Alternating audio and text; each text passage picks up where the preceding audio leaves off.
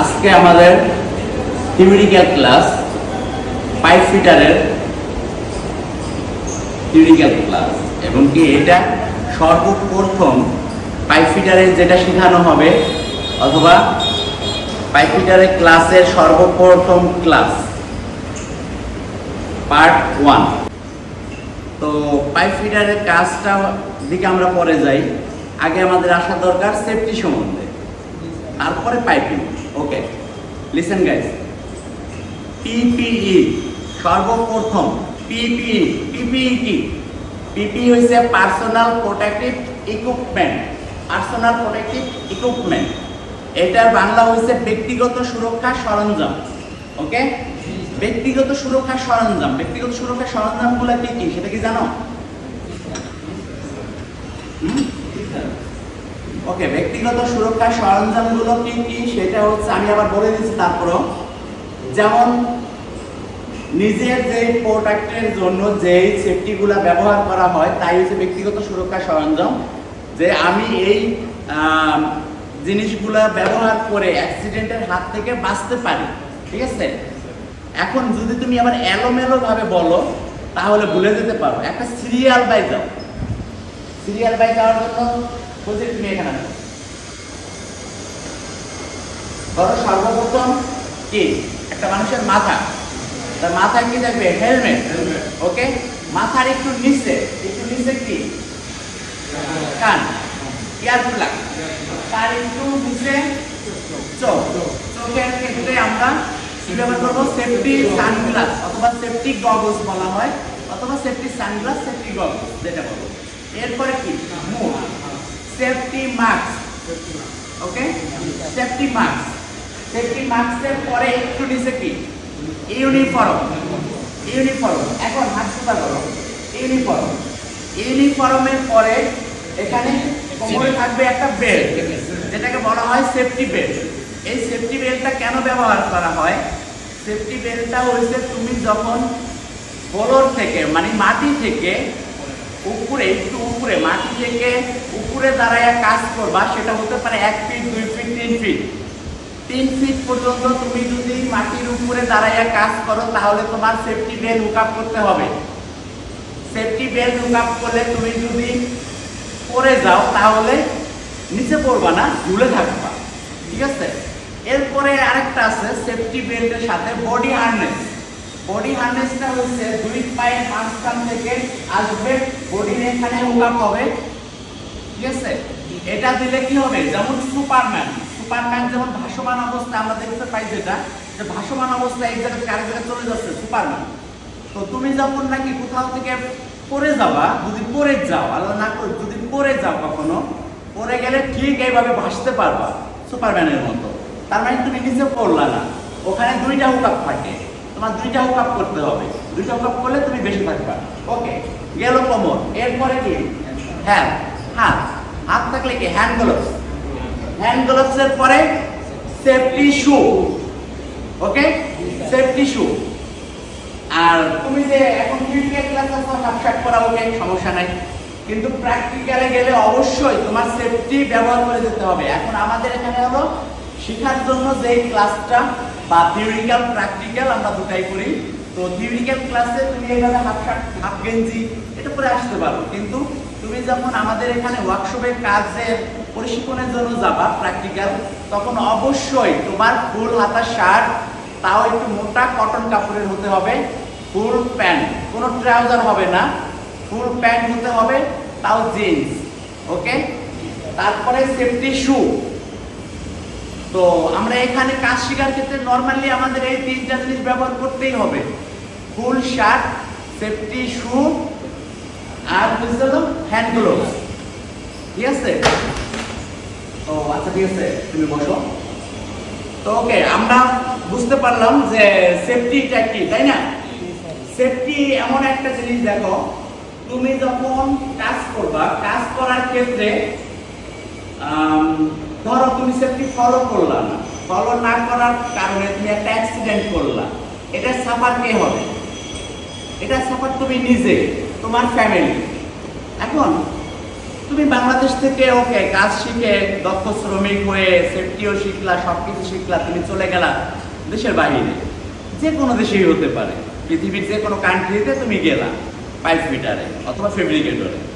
এখন তুমি যাওয়ার পরে কাজ করতেছো, হঠাৎ দেখলা একটা ছোট একটা ব্যাপার বা ছোট একটা কাজ তুমি এখানে সেফটি সুপারভাইজার নাই অথবা অন্য কেউ নাই, তুমি হঠাৎ করে একটা পাইপ হতে পারে বা একটা কোনো কিছু হতে পারে ম্যাটেরিয়াল, তুমি এটা ক্যারি করলা। যেমন 8 কেজির উপরে কোনো কিছু বহন করা ঠিক না, এমনকি বহন করলে জরিমানা হতে পারে, সিঙ্গাপুরের রুলস। তো তুমি ধরো ওয়েট 8 কেজি 10 কেজি 12 কেজির উপরে কিছু একটা বহন করলা। আমরা কিন্তু সাধারণত 10 12 কেজি 20 কেজি বহন করতে পারি, কিন্তু যদি তুমি বহন করার ক্ষেত্রে তোমার ব্যাক পেইন হয়, তাহলে তোমার সারা জীবনের জন্য তুমি একটা পঙ্গু হয়ে যাবা, তুমি সোজা হয়ে দাঁড়াতে পারবা না, ভারী কোনো কাজ আর কখনো করতে পারবা না, গেল এক। দ্বিতীয়ত ধরো একটা পাইপ তুমি ক্যারি করতেছ, তোমার হাতে হ্যান্ড গ্লোভস নাই, আশেপাশে কেউ নাই, সেফটি সুপারভাইজার দেখলে তোমার $500 জরিমানা হতে পারে, কিন্তু এখন আশেপাশে কেউ নাই। আমি ভাবলাম ওকে আমি ক্যারি করে আমি নিয়ে গেলাম, তুমি পাইপটা ধরছো অথবা পাইপ ক্যারি করতেছো হাত দিয়ে অথবা চেন বলক দিয়ে পাইপটা এক জায়গা থেকে আরেক জায়গায় ক্যারি করতেছো। তখন ক্যারি করার সময় পাইপটা যখন একটা চেন বলক দিয়ে টান দিবা সামনের দিকে আনার জন্য, তখন তুমি পাইপটা যখন টান দিয়েছো, পিছন থেকে পাইপটা যখন স্পিড আসবে, তখন হয়তো বা তোমার শরীরে লাগতে পারে অথবা এখানে প্লেট আছে তোমার পাইপ ফ্লান্সের সে লাইনে তোমার পুরো হাতের নখগুলা পড়ে যেতে পারে, যে তুমি হ্যান্ড গ্লোভস ব্যবহার করো নাই। এক্ষেত্রে তুমি একটা অ্যাক্সিডেন্ট করছো। এখন দেখো তুমি বাংলাদেশ থেকে কেন যাবা বাইরে? তোমার ফ্যামিলিকে সাপোর্ট দেওয়ার জন্য, তাই না? ফ্যামিলিকে সাপোর্ট দেবা, বাংলাদেশ থেকে যাবা, টাকা ইনকাম করবা, এটাই তোমার স্বপ্ন, যে বাবা মাকে ভালো রাখবো, ভাই বোন এদেরকে সবাইকে ভালো রাখবো। তো তুমি বাইরে যাওয়ার পরে কিছুদিন কাজ করলা, ওকে ডান, টাকা পয়সাও মোটামুটি পাঠাইলা। এরপরে তুমি হঠাৎ একটা আনসেভ একটা কাজ করলা, কাজ করার পরে তুমি তখন অ্যাক্সিডেন্ট করলা।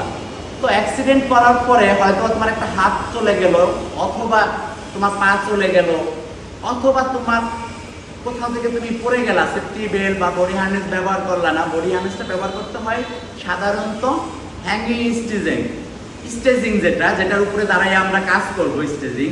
এটা কিছু আছে লেগ মাটিতে ফ্লোরের সাথে থাকে, সেটাই তোমার ব্যবহার করতে হবে সেফটি বেল্ট। কিছু স্টেজিং আছে হ্যাঙ্গিং করা, ঝুলানো, ওই জায়গায় আমার অবশ্যই বডি হার্নেস ব্যবহার করতে হবে। তো আমি ওখান থেকে পড়ে গেলাম, সেটা অনেক উপরে হতে পারে, পড়ে গেলে আমার কোমরে ব্যথা পেতে পারে, কোমর ভেঙে যেতে পারে, হাত পা ভেঙে যেতে পারে, অথবা আমি মারাও যেতে পারি। তো সাধারণত দেখো একটা জিনিস, তুমি যদি মারা গেলা তাহলে তো তোমার লাইফটা সেখানে শেষ হয়ে গেল। আর যদি তুমি হাত পা ভেঙে অথবা একটা হাত কেটে গেল, পা পড়ে গেল বা কোমরে ব্যথা পেয়ে তুমি সারা জীবনের জন্য পঙ্গু হয়ে গেল, দাঁড়াইতে পারলা না, তখন তোমাকে কোম্পানি কিছু টাকা দিয়ে দেশে পাঠাই দিল। ওই টাকা তোমার কয়দিন যাবে? ওই টাকা খুব বেশি দিন যাবে না। তো তখন সেই ক্ষেত্রে তোমার কি হবে? তুমি ফ্যামিলিকে সাপোর্ট করতে গেছো, উল্টা দিকে তুমি ফ্যামিলির উপরে বোঝা হয়ে আসো। তোমার ফ্যামিলি তোমার জন্য আরো বোঝা মনে করবে, যে তোমাকে চালানো, তোমার ঔষধ খরচ অথবা তোমাকে গোসল করানো, মানে একটা পঙ্গু লোকের যা হয়, তো তুমি এই অল্প বয়সে ফ্যামিলির উপরে বোঝা হয়ে যাবা। তো এটা আসলে কেউ কাম্য করে না, কোনো ফ্যামিলিও না, এটা তোমরাও না, আমিও না। তো আমরা সবাই আশা করি অন্তত কাজ করার ক্ষেত্রে মাস্ট বি সেফটি ফলো করতে হবে, সেফটি ফলো করে কাজ করতে হবে। সেফটির জন্য তোমার সুপারভাইজার যদি বলে এই আনসেফে এই কাজটা করো, তুমি যদি দেখো এটা আনসেফ, তুমি সেই ক্ষেত্রে কাজটা করবা না। এমনকি সুপারভাইজারকে বলবা যে সরি, এই কাজটা আমি করতে পারতেছি না, এই কাজটা আনসেফ, আমাকে একটু সেভ করে দেন, তাহলে আমি কাজটা করব। যদি সে কথা না শুনে, যদি তোমাকে প্রেশার ক্রিয়েট করে, তুমি তখন কি করবা? তখন উপরোক্ত যারা আছে, যেমন ইনচার্জ আছে, ম্যানেজার আছে, তুমি তাদেরকে ইনফর্ম করবা যে আমার এই কাজটা আনসেফ, কিন্তু সেফটি আমাকে সেফটি ফলো করে কাজ করতে চাইতেছি, সে আমাকে সেফটি করে দিচ্ছে না, সে আমাকে আনসেফে কাজটা করে দিতেছে বলতেছে। যদি আমি না করি তাহলে আমাকে সে ধমক দিতেছে, অথবা ওভারটাইম দিবে না, অথবা রবিবার হলিডে কাজ দিবে না, এরকম কোনো ধরনের কথা বলতেছে। তো সেই ক্ষেত্রে কি হবে, তোমার পানিশমেন্ট হবে না, তোমার সুপারভাইজারের পানিশমেন্ট হবে। তাকে অফিসে ডাইকে নিয়ে পানিশমেন্ট দিবে যে কেন তুমি আনসেফে কাজ করাইতে বলতেছো। ঠিক আছে? তো তুমি সেফটি ছাড়া কখনোই কাজ করবা না। ওকে, গেল না? আনসেফ থাকতেই পারে। যেমন তোমাকে সুপারভাইজার একটা কাজ দিচ্ছে, তুমি একটা ধরো একটা প্লেট অয়েলিং করা অথবা একটা পাইপ কাটিং করবা, হতে পারে সেটা রিপায়ারিং শিট। এখন রিপায়ারিং শিটে তুমি অয়েলিং পাইপ হতে পারে, ডিজেল, মোবিল, যে কোনো অয়েল পাইপ হতে পারে। তো এই পাইপগুলা তোমাকে যদি বলে যে পাইপটা রিপ্লেস করা লাগবে, তুমি এনিহাও পাইপটা কাটিং করতে পারবে না। পাইপটার ভিতরে কিছু আছে কিনা, তেল আছে কিনা, পাইপটা আমি হিট দিলে ব্লাস্ট হবে কিনা, এটা দেখতে হবে। অথবা অয়েলিং এর ক্ষেত্রে একটা প্লেট অয়েলিং করার জন্য সুপারভাইজার বলে দিল কালকে আমাকে, ওকে আমি আজকে সকালে এসে অয়েলিং করবো, কিন্তু সেক্ষেত্রে আমার অয়েলিং এর ওখানে দেখতে হবে আমার হট ওয়ার্ক পাস আছে কিনা। যে কোনো কাজ করার ক্ষেত্রে ওখানে একটা পাস থাকবে তোমার। আমরা সাধারণত পাইপিং অথবা ওয়েল্ডার আমাদের কাজগুলোকে বলা হয় হট ওয়ার্ক, গরম কাজ, আগুনের কাজ। এই কাজটাকে বলা হয় হট ওয়ার্ক পাস, যেটা পাস থাকে একটা পাসটাকে হট ওয়ার্ক পাস বলা হয়। এই হট ওয়ার্ক পাস আছে কিনা, হট ওয়ার্ক পাসের ডেট আছে কিনা, এটা ফলো করতে হবে। এমনকি আমি যে পাশে অয়েলিং করব, আমার অপর সাইডে প্লেটে কি কাজ চলতেছে, দেখা গেছে আমি একটা ট্যাঙ্কে কাজ করতেছি, অয়েলিং করব অথবা কাটিং করব, অপর সাইডে একটা ওই প্লেটে সেম প্লেটে পেন্টিং এর কাজ চলতেছে। এখন পেন্টিং এর ওখানে গ্যাস জমা হইতেছে, আর আমি এই পাশ থেকে যখন নাকি হিট দিব, হিট দিয়ে কাটিং অথবা অয়েলিং করার চেষ্টা করব, ওই পাশে যে গ্যাসটা আছে, গ্যাসের কারণে কি হবে, ব্লাস্ট হয়ে যাবে। তখন শিবে বড় ধরনের একটা অ্যাক্সিডেন্ট হবে। সেই অ্যাক্সিডেন্টে দেখা গেছে অর্ধেক শিবের লোক মারাও যেতে পারে। আর একবার গ্যাসে যদি ব্লাস্ট হয় তাহলে বেঁচে থাকার সম্ভাবনা খুব কম। তো আমরা যে কোনো হট ওয়ার্ক করার আগে পাশ থাকলেও আমরা দেখতে হবে আমাদের অপর সাইডে কোনো কাজ করতেছে কিনা, কি কাজ করতেছে। যদি ওরা হট ওয়ার্ক করে থাকে আমরা এবার হট ওয়ার্ক করতে পারি, কোনো প্রবলেম নাই। কিন্তু পেন্টিং বা গ্যাস জাতীয় কোনো কাজ, আবার দেখা গেছে তুমি এইটা কাটবা, একটা প্লেট কাটবা অথবা অয়েলিং করবা, এই ট্যাঙ্কে তুমি গ্যাস মিটার নিয়ে নামছো, ওকে গ্যাস মিটারে ঠিক আছে, গ্যাস নাই ট্যাঙ্কের ভিতর। অপর ট্যাঙ্কে অপর সাইডেও ফলো করতে হবে, আমার গ্যাস মিটার নামাইতে হবে। গ্যাস মিটার নিয়ে নামাইয়া দেখতে হবে আমার গ্যাস মিটার গ্যাসের পরিমাণ ঠিক আছে কিনা। যদি মিটারে যদি সাইলেন্ট দেয়, এখানে টিট টিট করে একটা সাউন্ড হবে, এমনকি গ্যাস কত পার্সেন্ট আছে ওটা শো করবে। যখন তুমি দেখবা যে না আমার গ্যাসের মাত্রা বেশি আছে, আমরা যে কোনো মুহূর্তে আগুন ধরে যেতে পারে, তাহলে তুমি ওই কাজটা করবা না। এখন দেখো সাধারণত আরেকটা জিনিস আছে, হ্যাজার্ড। হ্যাজার্ড কাকে বলে? তুমি যদি কোনো বস্তু অথবা কোনো কিছুর দ্বারা অ্যাক্সিডেন্ট হতে পারো এমন কোনো জিনিস তোমার কাজের সাইডে থাকে, সেটাকে হ্যাজার্ড বলা হয়। যে রিস্ক, সেটা একটা রিস্ক জাতীয় কিছু হ্যাজার্ড, যে অ্যাক্সিডেন্ট হতে পারে এমন কোনো কিছু, তাহলে ওই হ্যাজার্ডটাকে আমার সরাই ফেলতে হবে। তুমি যদি অয়েলিং করো অথবা গ্যাস কাটিং করো, নিচে দেখো উপরে কাটিং করবা, নিচে প্লাস্টিক অথবা কাগজ জাতীয় কোনো জিনিস থাকতে পারে, সেটা তোমার অবশ্যই পরিষ্কার করে নিতে হবে, যেন ওটার বাপরিটা, আগুনের বাপরিটা নিচে পড়লে আগুন ধরে না যায়। নিচে যদি কোনো ইঞ্জিন বা মেশিন বা কেমিক্যাল জাতীয় কোনো কিছু থাকে, তা অবশ্যই সরাই নিতে হবে। যদি সরানো সম্ভব না হয় তাহলে ফায়ার ক্লথ দিয়ে আবৃত করে নিতে হবে পুরাটা। ফায়ার ক্লথটা কি জানো? ফায়ার ক্লথ হচ্ছে এমন একটা কাপড়, যেই কাপড় আগুনে পুড়ে না। ওই কাপড়টা দিয়ে যদি তুমি কাটিং করো, নিচে উপরে কাটিং করছো, নিচে কাপড়টা দিয়ে তুমি সুন্দরভাবে একটা প্যাকেজিং এর মতো করে নিলা, তারপরে কাটিং করলা, ওটার উপরে আগুন পড়বে, কিন্তু ওই কাপড়টা আগুনে ধরবে না, কোনো ইঞ্জিনের উপরেও পড়বে না, মেশিনের উপরেও পড়বে না। ঠিক আছে? তাহলে আমরা জানলাম সেফটি, পার্সোনাল সেফটি কি, সেফটি কিভাবে আমরা ফলো করব, হ্যাজার্ড কি, হ্যাজার্ড থাকলে কিভাবে হ্যাজার্ডকে আমরা রিমুভ করব, এবং কি ছোট একটা বিষয় হ্যাজার্ড, তুমি যে গেমিং করবা, গেমিং এর বাবরি যেটা, এটা আমাদের বাবরিটা মার্বেল অথবা ছোট ছোট বালুকণার মতো, যে ওইগুলা স্লিপ কাটে। তুমি একটা কাজ করতেছো, ওখানে কেউ গ্যানিং করছে, গ্যানিং করে বা তুমি গ্যানিং করছো, গ্যানিং এর বাবরিটা খুব বেশি আকারে আছে। যখন তুমি একটু স্পিডে হাঁটবা, তখন ওই বাবরির উপরে যখন নাকি পাড়া পড়বে, তোমার ব্যালেন্স ঠিক থাকবে না, তুমি স্লিপ কাইটটা পড়ে যেতে পারো, পড়ে যা বড় ধরনের একটা অ্যাক্সিডেন্ট হতে পারে। এজন্য আমি গেমিং করার পরে সাথে সাথে হাউসকিপিং দিয়ে ফেলবো। ওকে, কাজ করার আগে হাউসকিপিং করতে হবে, কাজ করার শেষে হাউসকিপিং করতে হবে। এমনকি কাজ করার মাঝে যদি কোনো হ্যাজার্ড বা কোনো ময়লা আবর্জনা থাকে বা তৈরি হয় আমাদের কাজের ক্ষেত্রে, সেটাকে পরিষ্কার করে আবার কাজ করতে হবে। হাউসকিপিং খুব ইম্পর্টেন্ট একটা ব্যাপার। ওকে, এখন আমরা আসি pipe fitter. Pipe fitter, pipe fitter কি, পাইপ কি? আমরা তো পাইপিং নিয়ে পড়াশোনা করতে আসছি এখানে, তাই না? এখন দেখো পাইপ, সাধারণত আমরা বলি পাইপ ফিটার অথবা পাইপ ফেব্রিকেটর। তো পাইপ কিন্তু আমাদের মূলত বিষয় হলো পাইপ। এখন এই পাইপটা কি, পাইপটা কি এটাকে যদি আমি সহজ ভাষায়, বাংলা ভাষায় সহজ ভাবে বলি, তাহলে হইছে পাইপ এমন একটা জিনিস যেটা একটা গোলাকার বস্তু, গোলাকার। তো পাইপ কাকে বলে, পাইপ কাকে বলে, সর্বপ্রথম আমরা আসি পাইপ কাকে বলে। যে কোনো গোলাকার বস্তু ভিতর দিয়ে তরল, বায়বীয় অথবা গ্যাস জাতীয় কোনো দ্রব্য এক স্থান হতে অন্য স্থানে স্থানান্তর করা হয়, তাকে পাইপ বলা হয়।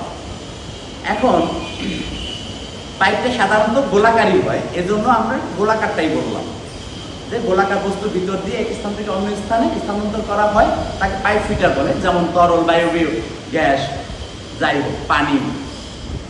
তো পাইপের ভিতর দিয়ে অনেক কিছুই প্রবাহিত হতে পারে, গেল পাইপ। এখন পাইপ কত প্রকার? পাইপ সাধারণত দুই প্রকার। তার ভিতরে একটা হচ্ছে সিম পাইপ আর একটা সিমলেস পাইপ। সিম পাইপটা কি? সিম পাইপ হচ্ছে পাইপের মাঝখানে দেখবা একটা জোড়া থাকে, জোড়া। এখানে ছোট একটা পাইপ আছে, দাও আমাকে।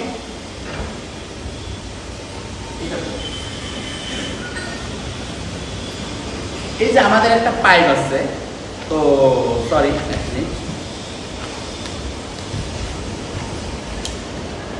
এই যে পাইপ, এই পাইপটার ক্যামেরাটা একটু সামনে আনো।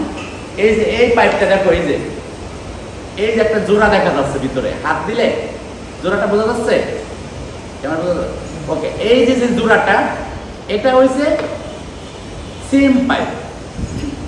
এখান দিয়ে কিন্তু কিছুই বোঝা যাবে না, বাহির দিয়ে সেম একটা খুব সুন্দর একটা পাইপ, কোথাও বোঝা যাচ্ছে না যেটা একটা জোড়া আছে, কিন্তু আমরা ভিতরে দেখতে পারবো এখানে একটা জোড়া আছে। এই যে এই জোড়াটাই হচ্ছে সিম পাইপ। ওকে, এটা সিম পাইপ। আরেকটা হচ্ছে সিমলেস পাইপ। সিমলেস পাইপের ভিতরে কোনো জোড়া থাকবে না, ঠিক আছে? তো আমরা পেয়ে গেলাম পাইপ কাকে বলে এবং পাইপ কত প্রকার ও কি কি। এখন আসি পাইপ ফিটার কাকে বলে। পাইপ ফিটার যে ব্যক্তি মেজারমেন্ট, কাটিং, ফিটিং সম্পর্কে অবগত আছে তাকে পাইপ ফিটার বলে। যেমন তুমি মেজারমেন্ট, পরিমাপ, এই মেজারমেন্ট সম্পর্কে জানো, এমনকি কাটিং করতে জানো, ফিটিংও করতে জানো, তাহলে তুমি কি একজন পাইপ ফিটার। ওকে, গেল আমাদের পাইপ ফিটার। এখন আসো পাইপ ফিটার অ্যান্ড ফেব্রিকেটর।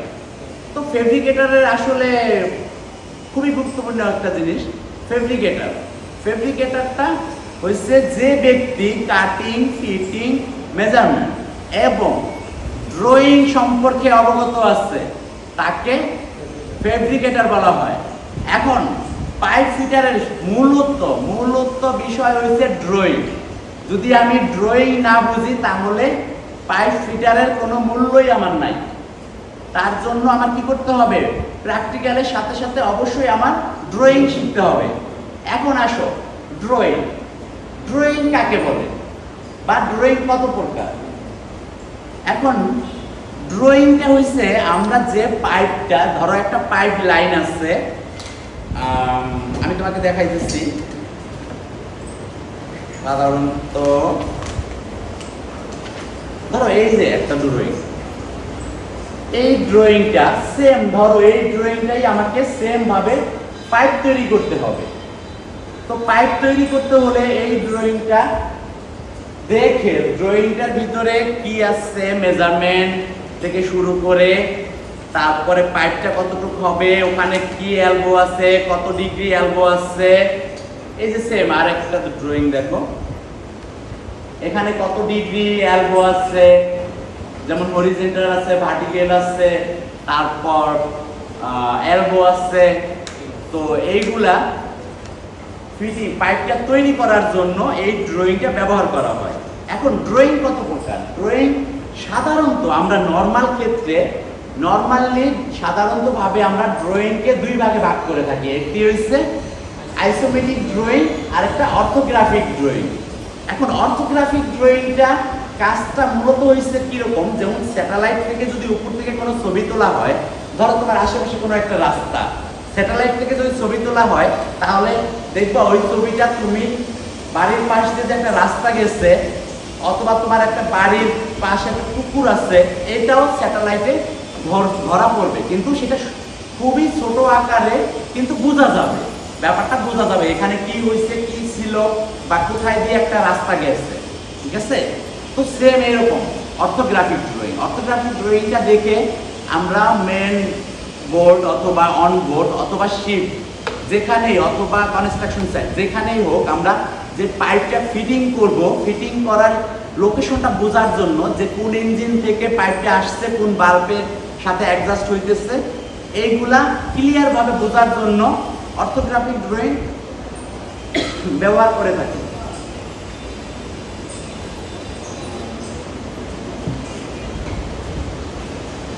ওকে, এখন আসি আইসোমেট্রিক ড্রয়িং। আইসোমেট্রিক ড্রয়িংটা হচ্ছে আমরা যখন কোনো একটা পাইপ অনবোর্ড অথবা কাজের লোকেশনে, ফিল্ডে, কাজের লোকেশন অথবা অনবোর্ড অথবা ফিল্ড বলা হয় যে কাজের মাঠ। তো ফিল্ডে অথবা কাজের লোকেশনে পাইপটা ফিটিং করার আগে পাইপটা যেখানে তৈরি হয় সেই জায়গাটাকে বলা হয় ওয়ার্কশপ। তো সেই জায়গাটায় ওয়ার্কশপে আমরা যে পাইপটা তৈরি করব, পাইপটা তৈরি করার জন্য যেই দিক নির্দেশন অথবা ড্রয়িং ফলো করে আমাদেরকে পাইপ তৈরি করতে হবে, সেই ড্রয়িংটাকে বলা হয় আইসোমেট্রিক ড্রয়িং। এই আইসোমেট্রিক ড্রয়িং সাধারণত 30 ডিগ্রি অ্যাঙ্গেলে আঁকা হয়। 30 ডিগ্রি অ্যাঙ্গেলে আইসোমেট্রিক ড্রয়িং আঁকা হয়। এখন এই 30 ডিগ্রি অ্যাঙ্গেলে আইসোমেট্রিকটাকে আমরা ভিতরে কি পাবো, ওখানে এলবো, ফ্ল্যাঙ্কস, পাইপ কত ইঞ্চ, তারপর পাইপের কোড নাম্বার, সেখানে কি পাইপ ব্যবহার করব আমরা, এমএস, সিএস, তারপর এসএস, যে ধরনের আমাদের পাইপগুলো আছে, এই পাইপ কোড নাম্বার থেকে আমাদের বুঝতে হবে যেটা কি পাইপ। এমনকি তোমার পাইপের শিডিউল দেওয়া থাকবে, ওখানে পাইপের নাম্বার, কোড নাম্বার দেওয়া থাকবে, পাইপ কত ইঞ্চ সেটা দেওয়া থাকবে, ফ্লাঙ্কসের কোড নাম্বার দেওয়া থাকবে, ফ্লাঙ্কস কত হলে ফ্লাঙ্কস ব্যবহার করব সেটা দেওয়া থাকবে, কি ফ্লাঙ্কস ব্যবহার করবা সেটা, স্লিপ অন ফ্লাঙ্কস, অয়েলিং ফ্লাঙ্কস, তারপর থ্রেড ফ্লাঙ্কস, তো আরো অনেক ধরনের ফ্লাঙ্কস আছে। তো কোন ধরনের ফ্লাঙ্কস ব্যবহার করবা, তারপর আছে তোমার সেখানে 45 ডিগ্রি এলবো ব্যবহার করবা না 90 ডিগ্রি এলবো, সেখানে লং রেডিয়াস না শর্ট রেডিয়াস। আসলে আমরা elbow, long radius, short radius এবার বললে বোঝা যাবে না, এটা আমাদের পরবর্তী ক্লাসে আমরা বলে দেব, এলবোতে আসবো। তো এখানে এলবো সমস্ত ম্যাটেরিয়াল বোঝানো হবে, ওটার ভিতর দেওয়া থাকবে, আমরা বুঝে তারপরে ওয়্যার ব্যান্ড করব। সর্বপ্রথম ওয়্যার ব্যান্ড করে তারপরে পাইপটা ফিটিং করব। এমনকি পাইপ ফিটিং এর আগে আমাদের ম্যাথ, অঙ্ক করে পাইপ কতটুকু কাটতে হবে, কতটুকু কাটলে কতটুকু পাইপ ওখানে হবে, কতটুকু মানে এলবো সেন্টার টু ফেস কত, এই সবগুলো আমাদেরকে আগে জানতে হবে। হঠাৎ করে এইগুলো আমি আজকে বললে তোমরা বুঝবে না। তো আজকে আমাদের ফার্স্ট ক্লাস, তাই আমি এত কিছু বলতেছি না, শুধু এই পর্যন্তই আমরা থাকি, ড্রয়িং পর্যন্ত। তারপরে কালকে আমরা চলে যাব ম্যাটেরিয়াল সম্বন্ধে, যে কি কি ম্যাটেরিয়াল ব্যবহার করতে হয় এবং কি কি ম্যাটেরিয়াল কোড নাম্বার সম্পর্কে, তারপর তোমার এলবো কি, ফ্লাঙ্কস কি, এলবোর সেন্টার টু ফেস কত হয়, যেমন এলবোর ফর্মুলা যেটাকে বলা হয় এলবোর ফর্মুলা, এই এলবোর ফর্মুলাটা সম্পর্কে এগুলো সব কালকে আমি তোমাদের কালকের ক্লাসে ধারণা দিব। একদিন যদি খুব বেশি ধারণা দেই তাহলে তোমাদের নিতে কষ্ট হবে, ওটা মনে রাখতে কষ্ট হবে। আমি অল্প অল্প করে তোমাদেরকে দিব, যতটুকু দিব সবগুলা নোট করে রাখবা। এরপরে যদি তোমরা না বুঝো তাহলে আমাকে আবার জিজ্ঞেস করবা, আমি রিপিট করব, ঠিক আছে? একবার যদি না পারো আমি 10 বার তোমাকে বোঝাবো, তারপরও তোমাকে বুঝতে হবে। তোমাকে বোঝানো বা বুঝাইতে পারা এটাই আমার সার্থকতা, ঠিক আছে? তো আজকের মতো আমাদের ক্লাস এখানে সমাপ্তি। তো সবাই ভালো থাকবা, কালকে ঠিক সময় মতো ক্লাসে উপস্থিত থাকবা, ঠিক আছে? অবশ্যই টাইম মেনটেন করবা। পৃথিবীর যেখানে যাও টাইম মেনটেন করে চলতে হবে। তোমার খাওয়ার টাইম, থাকার টাইম, তারপর গোসলের টাইম, সবকিছু একটা টাইমের উপরে তোমার মেনটেন করে চলতে হবে, যে তুমি কখন খাবা, কখন গোসল করতে যাবা। তারপর বাইরে গেলে তোমার সিরিয়াল মেনটেন করতে হবে, সিরিয়ালে দাঁড়ায় গোসল করতে যেতে হতে পারে, সিরিয়ালে খাবার নিতে হতে পারে, ঠিক আছে? তো সবকিছুই সিরিয়াল মেনটেন করবা, এমনকি টাইম মেনটেন করবা। ওকে, আমি যতটুকু তোমাদেরকে ধারণা দিছি বা বোঝানোর চেষ্টা করছি, তোমরা কি বুঝছো? সবাই আবার জোরে বলো, বুঝতে পারছো? ওকে, যদি তারপরেও না বুঝো তাহলে পার্সোনালি ভাবে আমাকে জিজ্ঞেস করতে পারো, ঠিক আছে? ওকে, তো সবাই ভালো থাকবা, কালকে ক্লাসে আবার দেখা হবে ইনশাআল্লাহ। ওকে, আল্লাহ হাফেজ।